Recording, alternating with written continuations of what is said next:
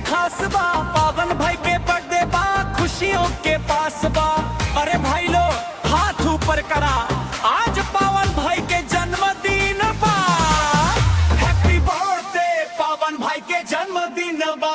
आज पूरा माहौल में खुशियों के रंग बा। के घंटी डीजे बाजी नाचब रात भर, पावन भाई के नाम गूंजे गाँव शहर।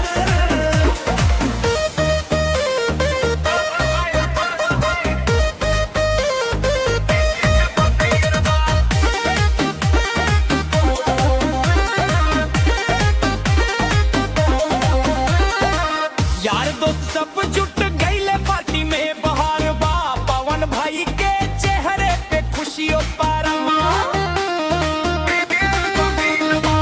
भगवान से बस ये है दुआ बा, आज हर कदम पे मिले तोहरा सफलता के राह। पावर पावर बाहर भाई, आज तोहार बर्थडे आई। नाच भाई झूम भाई, आज ना कोई रोक टोक भाई। पट पट पट पट पावन भाई, पावन भाई पट पट पट पट पावन भाई।